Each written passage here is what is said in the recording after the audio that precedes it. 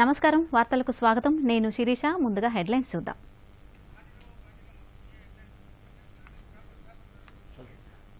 ప్రధానమంత్రి నరేంద్ర మోదీ 2 రోజుల పర్యటన నిమిత్తం నేడు గుజరాత్కు చేరుకున్నారు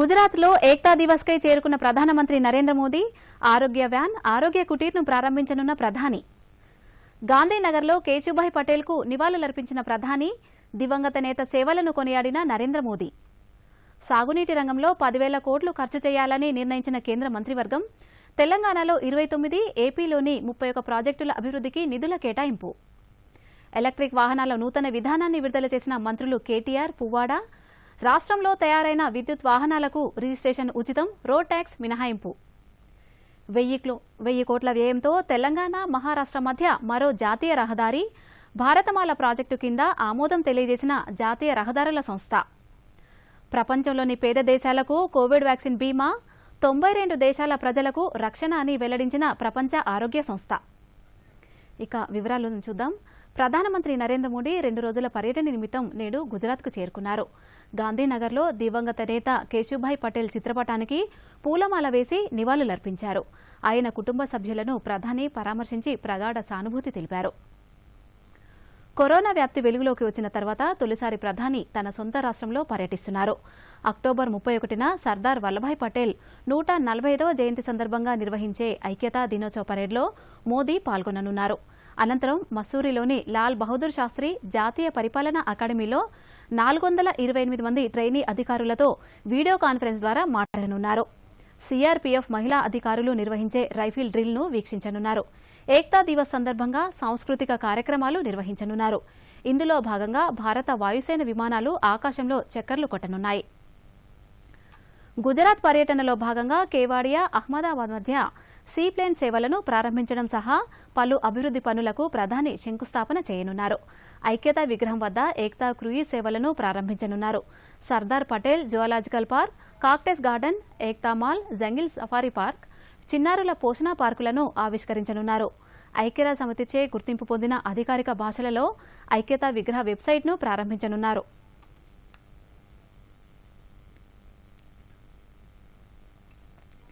వచ్చే 10 ఏళ్లలో కేంద్ర ప్రభుత్వం సాగునీటి ప్రాజెక్టులపై భారీగా ఖర్చు చేయనుంది డ్యాంల మరమ్మతులు అభివృద్ది పునరావాసం కోసం 10,211 కోట్లు వెచ్చించనుంది ప్రధాని నరేంద్ర మోదీ నేతృత్వంలో వర్చువల్గా సమావేశమైన కేంద్ర మంత్రివర్గం ఈ మేరకు నిర్ణయం తీసుకుంది ఇప్పటికే మొదటి దశలో భాగంగా 7 రాష్ట్రాల్లో 223 ప్రాజెక్టులను కేంద్ర ప్రభుత్వం అభివృద్ది చేసింది రాబో కాలంలో తెలంగాణలోని 29 ప్రాజెక్టులు ఏపీలోని 31 సాగునీటి ప్రాజెక్టులను అభివృద్ది చేయనున్నారు కేంద్ర మంత్రివర్గ భేటీలో పలు కీలక నిర్ణయాలు తీసుకున్నారు జనపనార పరిశ్రమను ప్రోత్సహించేందుకు జనపనార సంచుల వాడకం తప్పనిసరి చేయాలని నిర్ణయించింది ఇక నుంచి ఆహార పదార్థాల ప్యాకేజీకి 100% జూట్ బ్యాగులనే వినియోగించడంతో పాటు 20% చక్కెరను గోనె సంచుల్లోనే సరఫరా చేయాలని నిర్ణయించింది చెరకు రైతులకు లబ్ది చేకూరేలా ఇథనాల్పై ధరను 5 నుంచి 8% పెంచాలని మంత్రివర్గం నిర్ణయించింది ఇథనాల్ ధరను లీటర్కు ₹3.50 బి హెవీ రకం ఇథనాల్ లీటర్ ధరను ₹3.35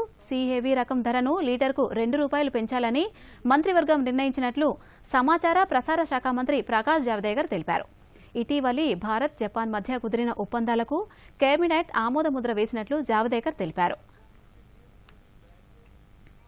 తెలంగాణను ఎలక్ట్రిక్ వాహనాల హబ్గా మార్చబోతున్నామని ఎలక్ట్రిక్ వాహనాలు పర్యావరణ ఫ్రెండ్లీ వెహికల్స్ అని ఐటీ పరిశ్రమల శాఖ మంత్రి కేటీఆర్ అన్నారు ఇప్పటికే టీఎస్ ఐపాస్ బీఎస్ ఐపాస్ విజయవంతం అయ్యాయి ఎలక్ట్రిక్ వాహనాలు కూడా విజయవంతం కాబోతున్నాయి గత 5 ఏళ్లలో తెలంగాణకు $2.8 బిలియన్ పెట్టుబడులు వచ్చాయని మంత్రి కేటీఆర్ స్పష్టం చేశారు రాష్ట్ర ప్రభుత్వం రూపొందించిన నూతన ఎలక్ట్రిక్ వెహికల్ పాలసీని ఐటీ పరిశ్రమల శాఖ మంత్రి కేటీఆర్ రవాణా శాఖ మంత్రి పువ్వాడ అజయ్ కలిసి విడుదల చేశారు జూబ్లీహిల్స్లోని మర్రి చెన్నారెడ్డి మానవ వనరుల కేంద్రంలో తెలంగాణ ఈవీ సమ్మిట్లో పాలసీ విధానాన్ని ప్రకటించారు 2020-30 వరకు ఎలక్ట్రిక్ వాహనాల తయారీ వినియోగంపై విధానమైన ప్రకటన చేశారు 5 కంపెనీలతో ఇవాళ ఒప్పందాలు చేసుకున్నారు ఈ సందర్భంగా మంత్రి కేటీఆర్ మాట్లాడుతూ ఇటీవల కురిసిన భారీ వర్షాలతో హైదరాబాద్ ప్రజలతో పాటు రైతులు ఇబ్బందులు పడ్డారు పర్యావరణాన్ని రక్షించాల్సిన అవసరం మనందరిపై ఉందన్నారు కాలుష్యాన్ని అరికట్టాల్సిన బాధ్యతను కరోనా మరోసారి గుర్తు చేసిందన్నారు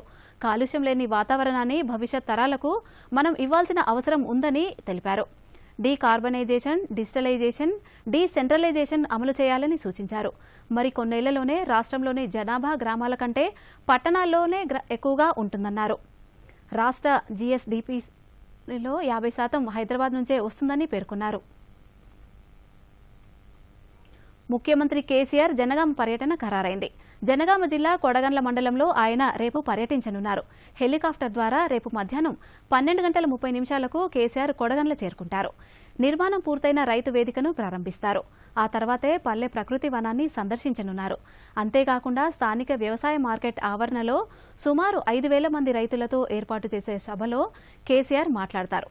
ఈ సందర్భంగా రైతు వేదికల ముఖ్య ఉద్దేశాలను ఉమ్మడి వరంగల్ జిల్లా నుంచి హాజరయ్యే రైతు బంధు జిల్లా, మండల, గ్రామ కమిటీల సభ్యులతో పాటు రైతులకు, తద్వారా రాష్ట్రంలోని రైతాంగానికి సీఎం వివరించనున్నారు.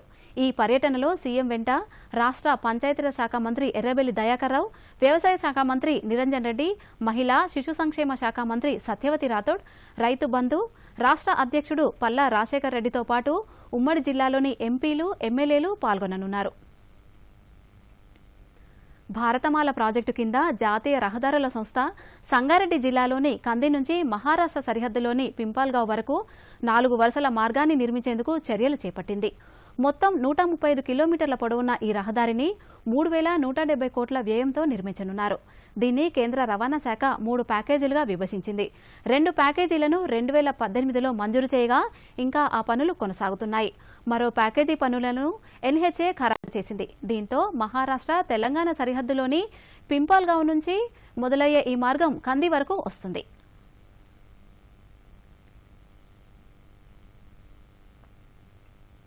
మహమ్మద్ ప్రవక్త జన్మదినాన్ని మిలాదున్ నబీగా జరుపుకుంటారు. ఇస్లాం క్యాలెండర్ ప్రకారం 3వ నెల రబీ అల్ అవ్వల్లోని పౌర్ణమి ముందు రోజు మహమ్మద్ ప్రవక్త జన్మించినట్లు భావిస్తారు. అల్లాహ్ సర్వమానవాళి శ్రేయస్సు, శాంతి నెలకొల్పడం కోసం ఆఖరి ప్రవక్తగా మహమ్మద్ను ఎన్నుకున్నట్లు పవిత్ర ఖురాన్ షరీఫ్లో పేర్కొన్నారు. ప్రవక్త పుట్టినరోజు సందర్భంగా విశ్వం మొత్తం శాంతి, సహనంతో తులతూగాలని ప్రతి ఒక్కరూ ప్రార్థిస్తారు. మిలాదున్ నబీ వేడుకల సందర్భంగా తెలుగు రాష్ట్రాల్లోని ప్రార్థనా మందిరాలను విద్యుత్ కాంతులతో అలంకరించి ఆధ్యాత్మిక సభలు, ప్రవక్త కీర్తనలు నిర్వహిస్తారు. అన్నదాన కార్యక్రమాలు నిర్వహిస్తారు. మిలాదున్ నబీ సందర్భంగా రాష్ట్రపతి రామ్నాథ్ కోవింద్, ప్రధానమంత్రి నరేంద్ర మోడీ, రాష్ట్ర గవర్నర్ తమిళసై సౌందరరాజన్, సీఎం కేసీఆర్ ముస్లింలకు శుభాకాంక్షలు తెలిపారు.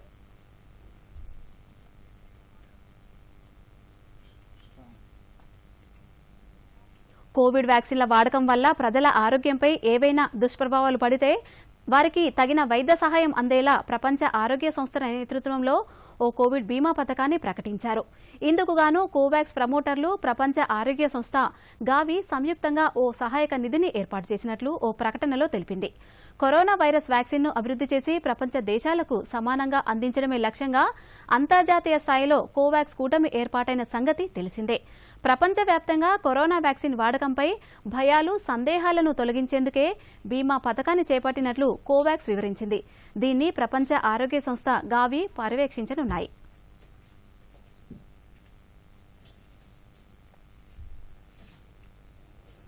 ఆర్మీలో సమాచార గోప్యత కోసం భారత సైన్యం నడుం బిగించింది.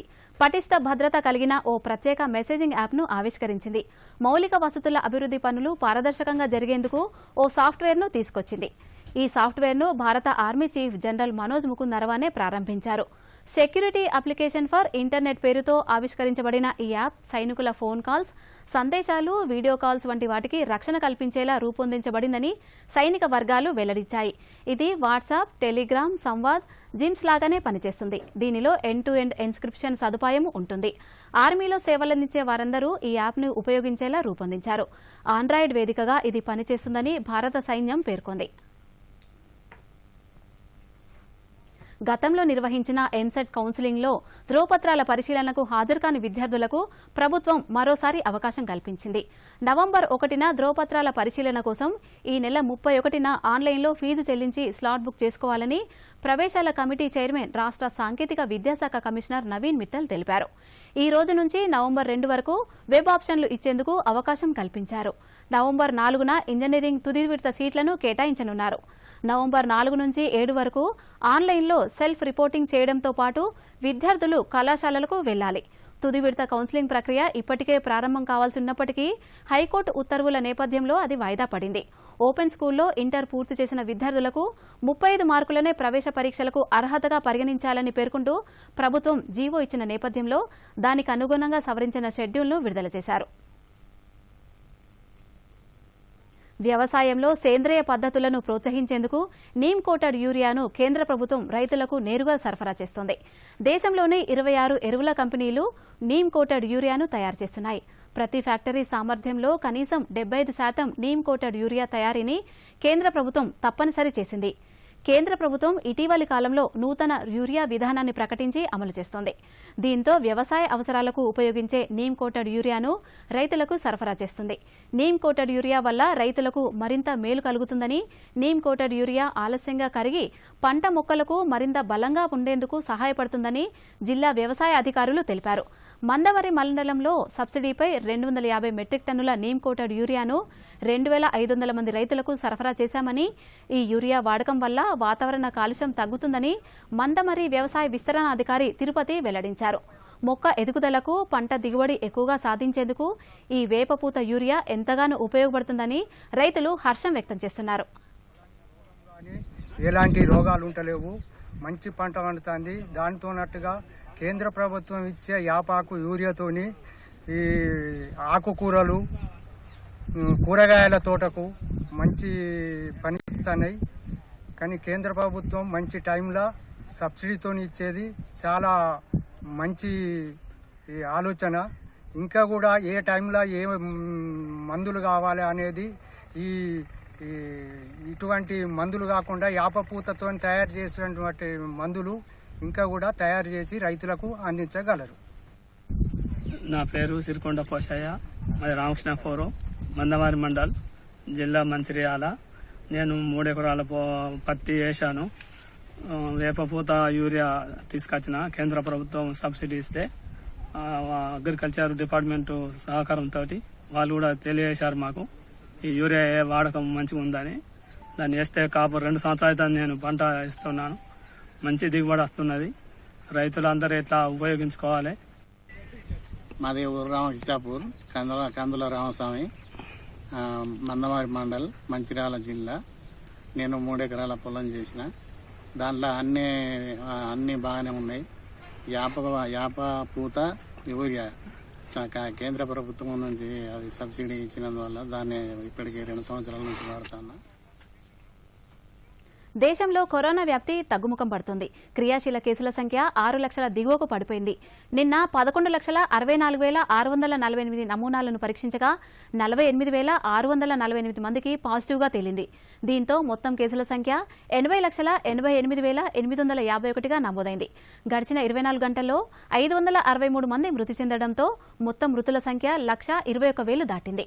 నిన్న దేశవ్యాప్తంగా 57,386 మంది డిశ్చార్జి కాగా ఇప్పటి వరకు 73,73,375 మంది కోలుకున్నట్లు కేంద్ర వైద్య ఆరోగ్య శాఖ బులెటిన్లో విడుదల చేసింది.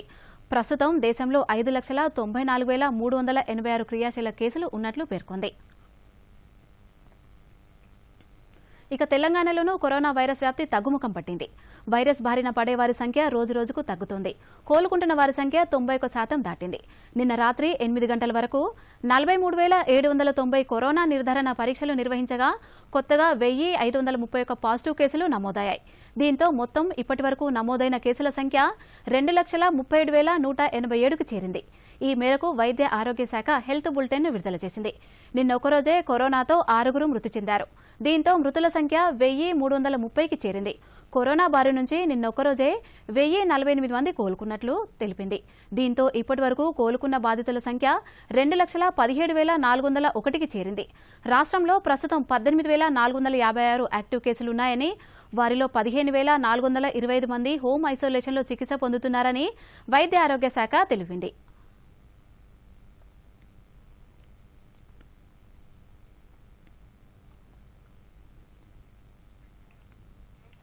కేంద్ర ప్రభుత్వం అమలు చేస్తున్న ఆత్మనిర్భర్ భారత్ కార్యక్రమంలో భాగంగా మెదక్ జిల్లా నర్సాపూర్ పురపాలక సంఘం పరిధిలోని వీధి వ్యాపారులు అనేక మంది ఆర్థిక ప్రయోజనం పొందుతున్నారు. కరోనా సమయంలో నష్టపోయిన వీధి వ్యాపారులకు కేంద్రం అందజేస్తున్న ఆర్థిక తోడ్పాటుతో పలువురు తమ వ్యాపారాలను తిరిగి ప్రారంభించారు. కేంద్ర ప్రభుత్వం 10,000 వరకు రుణాలు ఇవ్వడం లబ్ధిదారులైన వీధి వ్యాపారులు హర్షం వ్యక్తం చేస్తున్నారు.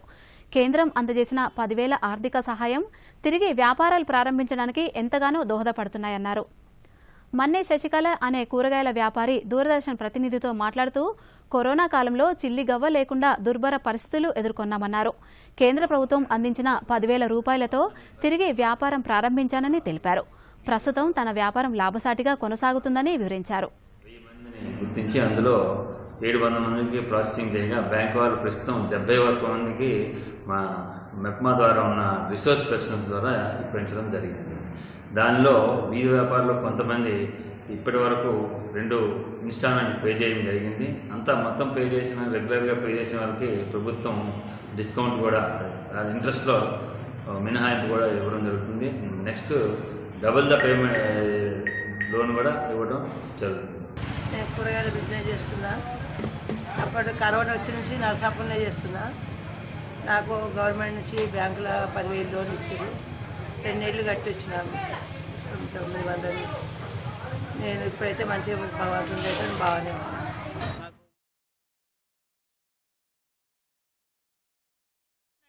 అతి వేగంగా వ్యాపిస్తుంది. అతి దగ్గరగా నిలబడి తుమ్మినా, దగ్గినా, మాట్లాడిన లాలాజల బిందువులు మార్పిడి జరిగి వైరస్ శరీరంలోకి ప్రవేశిస్తుంది.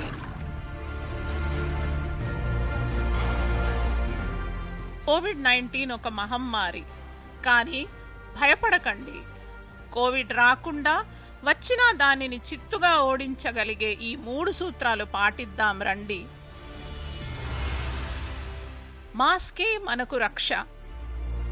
బయటకు వెళ్ళినప్పుడు ముక్కు, నోటిని పూర్తిగా మాస్క్తో కవర్ చేసుకుందాం. సామాజిక దూరమే ఇప్పుడు సురక్షితం. మనిషి మనిషికి మధ్య 6 అడుగుల దూరం ఉంచుదాం. మనల్ని పరిరక్షించేది పరిశుభ్రతే. ఎప్పటికప్పుడు చేతులు శుభ్రంగా కడుక్కుందాం. కోవిడ్ వ్యాప్తిని ఆపుదాం. కరోనాపై విజయం సాధిద్దాం. వార్తలు ముగించే ముందు హెడ్లైన్స్ మరోసారి చూద్దాం. గుజరాత్లో ఏక్తా దివస్ కై చేరుకున్న ప్రధానమంత్రి నరేంద్ర మోదీ. ఆరోగ్య వ్యాస్ ఆరోగ్య కుటీర్ను ప్రారంభించనున్న ప్రధాని. గాంధీనగర్లో కేశుభాయ్ పటేల్ కు నివాళులర్పించిన ప్రధాని. దివంగత నేత సేవలను కొనియాడిన నరేంద్ర మోదీ. సాగునీటి రంగంలో 10,000 కోట్లు ఖర్చు చేయాలని నిర్ణయించిన కేంద్ర మంత్రివర్గం. తెలంగాణలో 29, ఆంధ్రప్రదేశ్లోని 31 ప్రాజెక్టుల అభివృద్ధికి నిధుల కేటాయింపు. ఎలక్ట్రిక్ వాహనాల నూతన విధానాన్ని విడుదల చేసిన మంత్రులు కేటీఆర్, పువ్వాడ. రాష్ట్రంలో తయారైన విద్యుత్ వాహనాలకు రిజిస్ట్రేషన్ ఉచితం, రోడ్ ట్యాక్స్ మినహాయింపు. 1000 కోట్ల వ్యయంతో తెలంగాణ, మహారాష్ట్ర మధ్య మరో జాతీయ రహదారి. భారతమాల ప్రాజెక్టు కింద ఆమోదం తెలిపిన జాతీయ రహదారుల సంస్థ. ప్రపంచంలోని పేద దేశాలకు కోవిడ్ వ్యాక్సిన్ బీమా. 92 దేశాల ప్రజలకు రక్షణ అని వెల్లడించిన ప్రపంచ ఆరోగ్య సంస్థ.